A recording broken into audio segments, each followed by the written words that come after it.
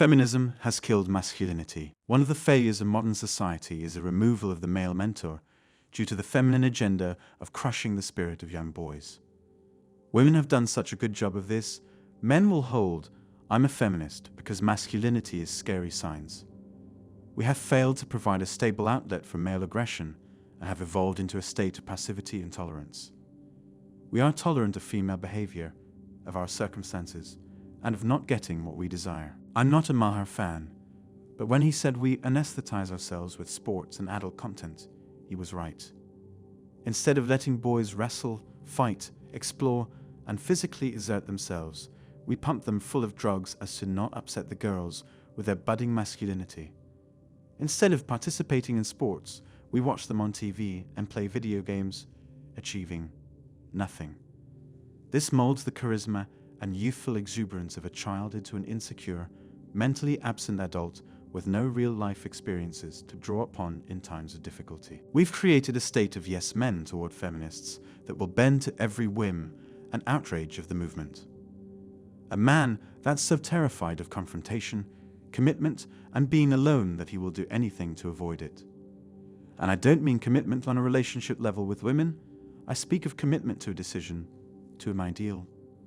To decide to take responsibility for your life, to educate yourself, to find out what you stand for, and make progress toward whatever your end goal. We don't understand the concept of moderation anymore when we spend all of our waking hours on the internet, playing video games, and muck about with zero direction. How many of us grow up devoid of knowledge in fundamental male concepts like history, philosophy, art, music, the classics, poetry, Shakespeare, and other cornerstones of civilization? We teach these texts because of their ability to mold young boys into educated, driven young men. You don't need a love of language to appreciate Shakespeare, and you don't need to be religious to pluck meaning and understanding from the Bible.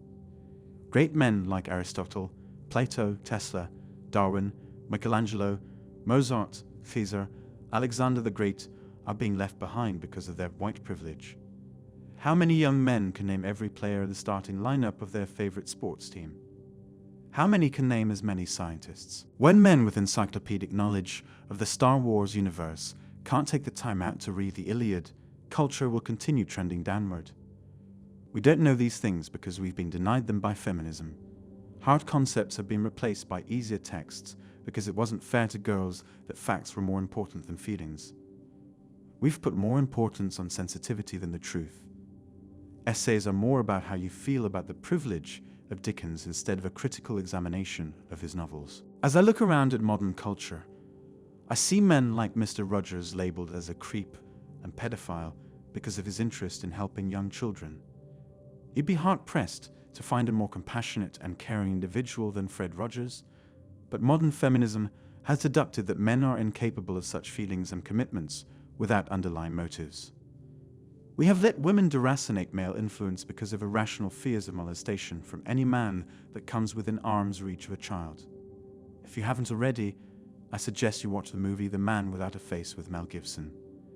In it, Gibson plays a teacher, Mr. McLeod, that is involved in a serious car crash that kills one of his pupils. The physical scars and emotional guilt has left him reclusive and unable to process his grief.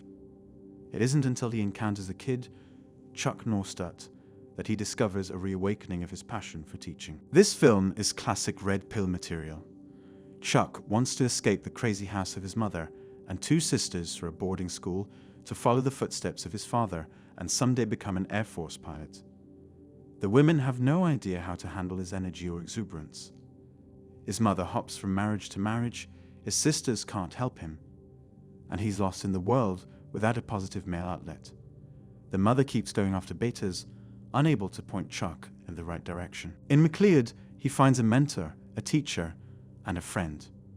While McLeod teaches Norstadt essential things, geometry, Latin, and English, he imparts more important things: the concept of hard work, the importance of taking responsibility for what you want, why integrity and ethics are the virtues a man should live by, and how learning to reason and think for yourself is the only way you'll discover the meaning of truth. How many of you would have been able to benefit from a man like this? How many young boys would today? We need to reintegrate the concept of male wisdom and mentoring to young boys again, or we're going to grow up into a world that's weak, overly sensitive, and passive. When you have counselors and guidance instructors in school that were born privileged, what is a guy going to learn from them? What is a guy who comes from the street and sees crime all around going to learn from a privileged left-leaning counselor at his school? He has nothing in common with her. He needs someone who has seen the harsh reality of life to guide him, to lead him away from the wrong path and tell him to focus on developing himself. He needs strong models like these who aren't willing to challenge him. He needs less affirmations and soft words and more harsh guidance to learn. Feminism has killed all those notions of mentors and male guides.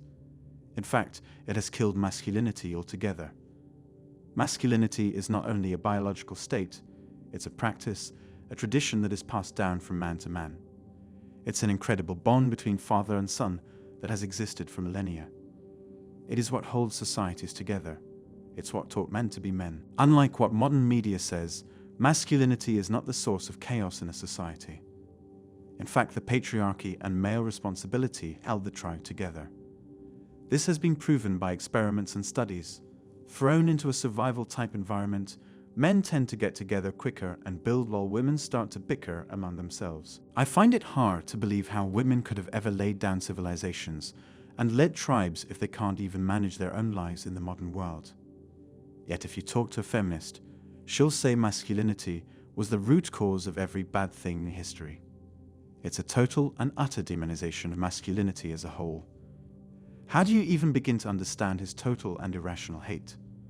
What do you even tell these women who have left no room for reconsideration? Keep the movement alive, folks.